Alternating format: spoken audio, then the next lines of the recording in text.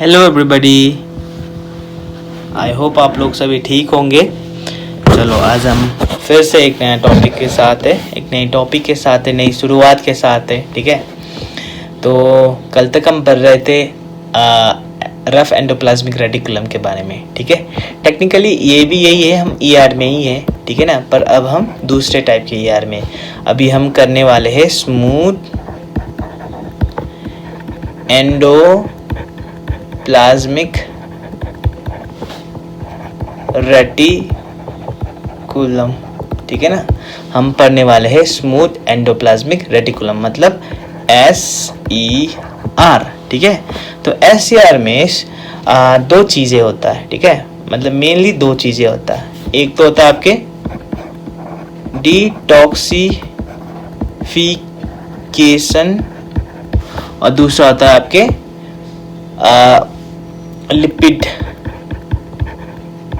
Lipid synthesis, lipid की formation. ठीक है, लिपिड की फॉर्मेशन।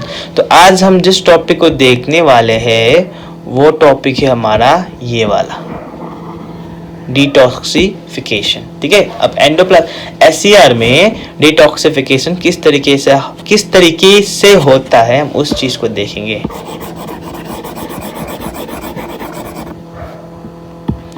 तो हम अपना टॉपिक दे देते हैं, हेडिंग दे देते हैं, that is detoxification, that is our detoxification. Okay, तो SER में होता है ये कौन से मतलब शरीर के किस अंग पर, ठीक है, शरीर के किस अंग पर ये नॉर्मली होता है, ये प्रोसेस मतलब कैरी ऑन होता है, वो होता है हमारे लीवर में। ठीक है, लीवर में। तो लीवर में मेनली डिटॉक्सिफिकेशन का काम होता है। ठीक है, आप देखते हो ना कि लीवर में मतलब यूरिक एसिड मतलब जो भी बनता है, यूरिया, वो सभी हम मतलब किडनी में डालकर इस तरीके से हम मतलब एक्सक्रीटरी सिस्टम में देखते हैं हम, राइट। जब अगर आप लोगों ने एक्सक्रीटरी सिस्टम को अच्छे से पढ़ा हुआ है तो वहाँ पर आ जाता है ना कि किडनी क्या करता है, वो यही सब चीज़ों को तो मतलब एक्सक्रीट आउट कर देता है, राइट। और फिर हम बीमार होते रहते, कभी कभार हम दवाई ले लेते हैं, राइट। दवाई लेने के कारण क्या मतलब उसको डिटॉक्सिफाई करना पड़ेगा ना, ठीक है। और फिर अब जैसे मतलब आप देखते होंगे हमारे सोसाइटी में बहुत से लोग मतलब they used to drink, right? So हम मतलब सुनते हैं ना कि मतलब उन लोगों का लिवर खराब हो गया है, ये वो, राइट। बिकॉज क्यों होता है, वहाँ पर ना लीवर पर डिटॉक्सिफिकेशन का काम होता है। ठीक है, अब एक लिमिट से, एक थ्रेशोल्ड से ऊपर जाए चीज़ें तो फिर वहाँ पर तो वही होगा ना, डिस्ट्रक्शन नहीं होगा ना। तो उसी तरीके से लिवर को डैमेज करता है। ठीक है, मतलब ज़्यादा हम ना हानिकारक चीज़ खाने से मतलब हम जब खाते ना हानिकारक चीज़ जो हम डाइजेस्ट अच्छे से नहीं कर पाते, मतलब जो चीज़ हमें केमिकल वाला जो जितने भी है, ठीक है, तो डिटॉक्सिफिकेशन का काम कहाँ पर होता है, मेनली SER में होता है। चलो अब किस तरीके से होता है हम उसको देखते हैं। SER में डिटॉक्सिफिकेशन को मतलब इसको ना हम समझने के लिए पहले दो चीज़ें हम समझ लेते हैं। एक तो है ज़ेनोबायोटिक्स, ठीक है, और एक है हमारा साइटोक्रोम P450। ठीक है, ज़ेनोबायोटिक्स क्या है, ये मतलब वो चीज़ जो अब बॉडी डिटॉक्सिफाई करना चाहता है। ठीक है, जो अब बॉडी उन मतलब वेस्ट प्रोडक्ट, ठीक है, हार्मफुल प्रोडक्ट को निकालना चाहता है बॉडी। ठीक है ना, तो क्या होता है, अब ये जो मतलब जेनोबायोटिक्स वो है, इसका एक फैंसी नाम है, ठीक है, आप बोल सकते हो।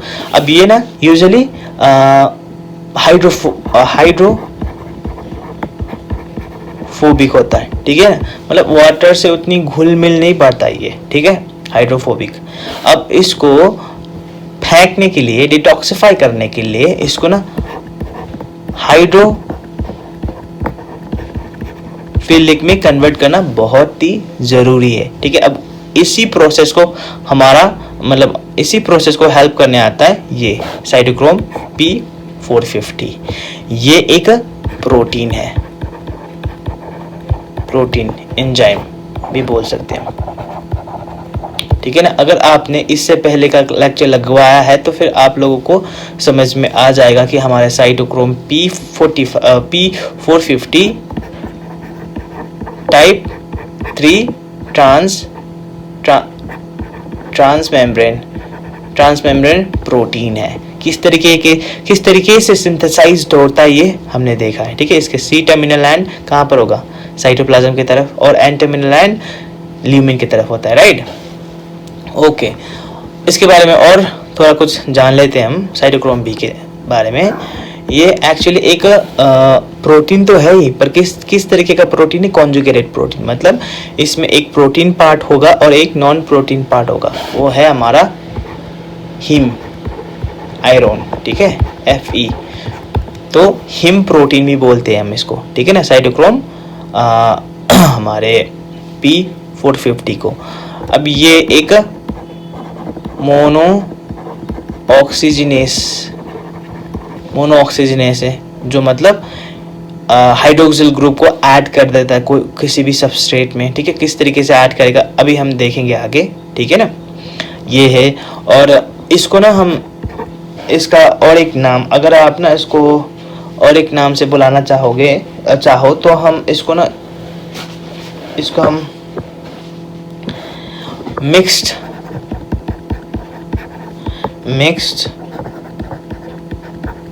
Function oxidase, mix function oxidase भी बोल सकते हैं, और शॉर्ट फॉर्म में आप शॉर्ट फॉर्म में CYP भी बोल सकते हो, ठीक है। समझ में आ रहा होगा आप लोग को, शायद तो नहीं बोलूँगा मैं, आई होप भी नहीं करूँगा क्योंकि यार समझना पड़ेगा, ठीक है। मैं अच्छे से ही बोल रहा हूँ आप लोग को। देखिए, अब हम करेंगे कुछ और फैक्ट्स इसके बारे में, ठीक है। साइटोक्रोम P450, अब इसका ये नाम किस तरीके से, मतलब इसको ना ये नाम on the basis of what properties इसको ये नाम मिला, ठीक है। साइटोक्रोम, ठीक है, साइटो मतलब सेल के अंदर होता है, ठीक है। क्रोम मतलब क्या है, कलर, कोई भी कलर, राइट, कलर कोई भी कलर, और फिर ये आपके P मतलब ये एक क्या है, पिगमेंट, किस तरीके से हम अभी देखते हैं। और ये क्या है हमारा, वेवलेंथ, ठीक है। विजिबल लाइट हमारे 400 नैनोमीटर से 700 नैनोमीटर में होता है ना विजिबल लाइट। तो फिर ये पर्टिकुलर 450 1 नैनोमीटर में, ये अगर ये किसी के साथ बाउंड करे ये प्रोटीन, तो क्या करता है, लाइट को इमिट करता है, एक स्पेक्ट्रम रिलीज करता है, इमिट करता है, ठीक है। तो इसीलिए हम पिगमेंट भी बोल सकते हैं, कलर्ड भी है, ठीक है। इस तरीके से इसका नाम साइटोक्रोम P450 रखा गया, ठीक है। अब हमारे साइटोक्रोम P450 भी 2 टाइप का है, ठीक है ना। मेनली हम मैमल्स में क्या होते हैं ना,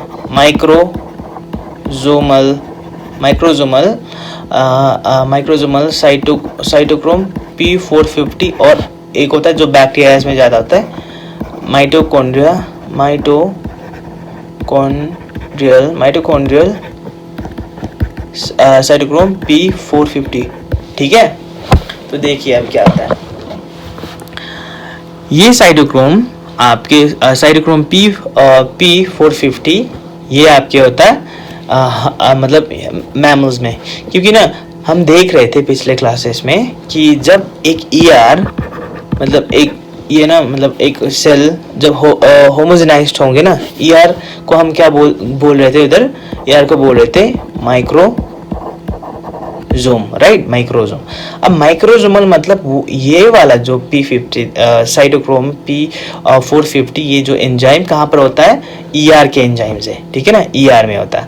अब बड़े सारे ये एंजाइम्स माइटोकॉन्ड्रियाज में भी होते हैं, क्योंकि में ना वो नहीं, बैक्टीरियाज में ना वो नहीं होता है हमारे ठीक है ना, इसीलिए आई होप आप लोग को समझ में आ गया होगा कि ये बहुत ही बेसिक है, क्यों रखा गया, क्योंकि यार माइक्रोसोमल है, मतलब ईआर से अब ईआर क्या बनेगा, माइक्रोसोम ही बनेगा ना बाद में जाकर, जब होमोलाइज्ड होगा, होमोजेनाइज्ड होगा, ठीक है। अब इसीलिए जो अभी हम पढ़ने वाले ना माइक्रोसोमल साइटोक्रोम P450 के बारे में, ठीक है।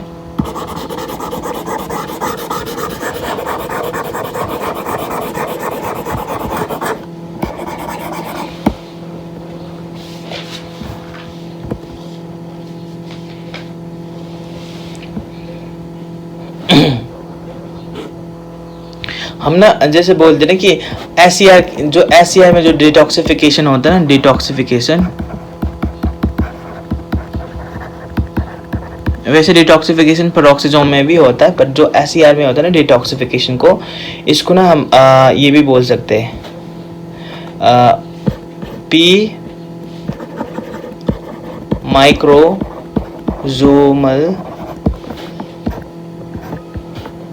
माइक्रोसोमल P450 containing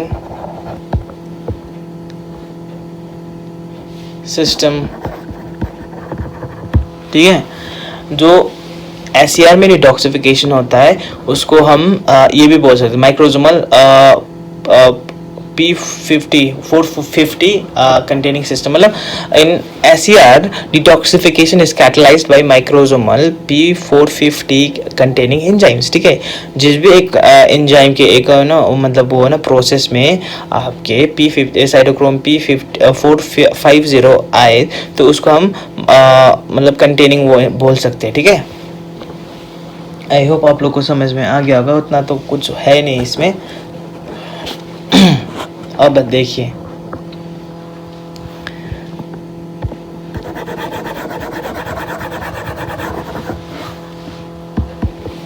एसईआर में फॉर एन एग्जाम्पल, ये हमारा एसईआर है, ठीक है। एसईआर यहाँ पर है हमारा साइटोक्रोम, मतलब ये वाला प्रोटीन साइटोक्रोम P450, ठीक है ना। देखिए अब क्या होता है, यहाँ पर एक ना इसका एक एंजाइम होता है, ठीक है ना, इसका एक साथी जो इसको हेल्प करता है इस चीज़ में डिटॉक्सिफिकेशन में, उसको हम बोलते हैं NADPH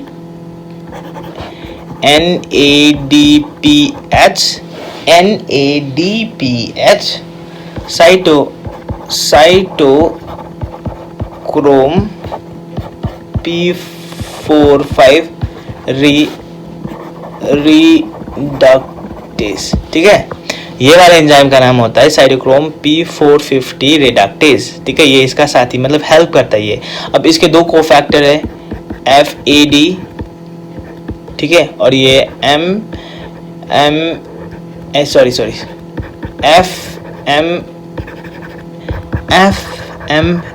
ठीक है।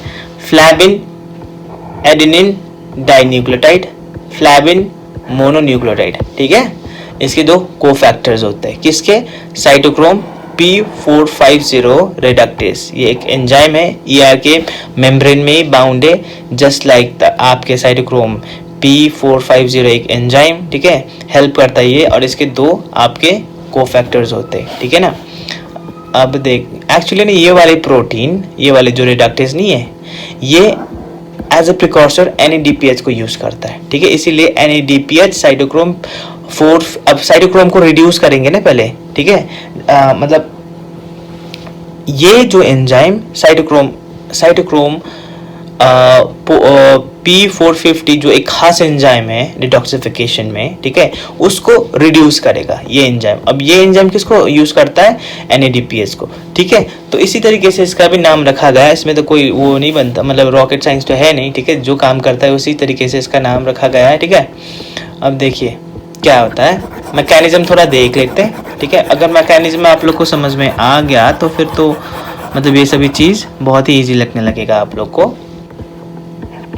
फॉर एन एग्जाम्पल ये साइटोप्लाज्म है, ठीक है। और साइटोप्लाज्म क्या होता है, बहुत ही रिड्यूस, राइट, रिड्यूस एक एनवायरनमेंट है, मतलब यहाँ पर बहुत सारे NADPH, ठीक है, NADPH बहुत सारे होंगे क्योंकि यार ग्लाइकोलाइसिस वगैरह होते रहते हैं यहाँ पर ना, तो एकदम रिड्यूस। इसीलिए तो हम देख रहे थे ना कि डाइसल्फाइड बॉन्ड आपके साइटोप्लाज्म में क्यों नहीं बनते, राइट। साइटोप्लाज्म में जो प्रोटीन्स बनते हैं उनमें डाइसल्फाइड बॉन्ड क्यों नहीं होता है, राइट। हम देख रहे थे कि मतलब बोन फॉर्मेशन के लिए डाइसल्फाइड बॉन्ड फॉर्म होने के लिए रिड्यूस नहीं चाहिए हमें ना, एनवायरनमेंट रिड्यूस नहीं, तभी तो आपके जो सभी प्रोटीन्स है वो ल्यूमिन में आकर डाइसल्फाइड बॉन्ड बना रहे थे और फिर वहाँ पर 3D स्ट्रक्चर गेन कर रहे थे, राइट। तो इसी हिसाब से हमें पता है कि साइटोप्लाज्म बहुत ही एक रिड्यूस्ड एनवायरनमेंट है, साइटोप्लाज्म में रिड्यूस्ड एनवायरनमेंट है, ठीक है ना। तो NADPH बहुत होंगे यहाँ पर, ग्लाइकोलाइसिस वगैरह एक प्रोसेस है वो चलता रहता है, राइट। तो यहाँ पर अभी भी हमने देखा कि एक एंजाइम है NADPH साइटोक्रोम P450 रिडक्टेज, ठीक है। उसके दो आपके क्या है ये कोफैक्टर है। तो सबसे पहले आएगा हमारा FAD, ठीक है। अब ये ऑक्सीडाइज होगा तो मतलब NADP बनेगा, ठीक है। हम H2 लगा देते हैं कैलकुलेशन को सही रखने के लिए, ठीक है। अब ये क्या होगा, इन टर्न ऑक्सीडाइज होगा, राइट। ऑक्सीडाइज बन के क्या बनाएगा FADH2, ठीक है। अब ये क्या होगा, फिर से रिड्यूस होगा, मतलब ये ऑक्सीडाइज नहीं, ये रिड्यूस होगा, ठीक है। रिड्यूस होकर ये बनाया, अब ये फिर से ऑक्सीडाइज हो रहा है, तो तभी यहाँ पर कौन है आपके FMN, ये क्या हो जाएगा अब ऑक्सीडाइज, ठीक है ना। ये हो जाएगा हमारा ऑक्सीडाइज, तो ये क्या बनाएगा FMNH2, ठीक है। अब ये बनाएगा आपका फिर से रिड्यूस, मतलब जब ऑक्सीडाइज होगा ये, तो यहाँ पर साइड में क्या हमारा खास एंजाइम जो कि है साइटोक्रोम P450 एंजाइम, जो एंजाइम चाहिए हमें वो एंजाइम इधर ही है, ठीक है। अब क्या होता है कि ये एंजाइम साइटोक्रोम ये एंजाइम रिड्यूस फॉर्म में होंगे, ठीक है। ये एंजाइम हमारे ऑक्सीडाइज फॉर्म में होंगे। अब इसको ऑक्सीडाइज करना पड़ेगा, ठीक है। इसको ऑक्सीडाइज करना पड़ेगा, ठीक है ना। यार ऑक्सीडाइज नहीं, यहाँ पर होगा आपका रिड्यूस, इसको रिड्यूस करना पड़ेगा, ऑक्सीडाइज है, ठीक है ना। तो क्या होगा, अब यहाँ से जैसे ये ऑक्सीडाइज होगा ना, ये हमारा ये जो ऑक्सीडाइज पहले से था ये अब हो जाएगा रिड्यूस, ठीक है। रिड्यूस होगा, अब जैसे ये खुद को फिर से ऑक्सीडाइज करेगा ना, यहाँ पर है हमारा RH, ये क्या है हमारा जेनोबायोटिक्स, ठीक है ना, जिसको हमें अभी वाटर सोल्यूबल बनाना है। तो ये क्या हो जाएगा रिड्यूस OH। यहाँ पर आपके 2 ऑक्सीजन भी आते, ठीक है ना, और यहाँ से वाटर रिलीज आउट होता है, ठीक है। तो इस तरीके से देखिए, अब ये जो आपके ये है हाइड्रोफोबिक है, इसको हमने बनाया हाइड्रोफिलिक, राइट। अब ये तो आराम से वाया किडनी, राइट, या तो फिर यूरिन के फॉर्म में, या फिशेस के फॉर्म में, या फिर स्वेट के फॉर्म में निकल जाएगा, ठीक है। तो इस तरीके से डिटॉक्सिफिकेशन होता है, मेनली आपके लिवर में होता है, ठीक है। और फिर SER में मेनली तो SER है, ठीक है ना।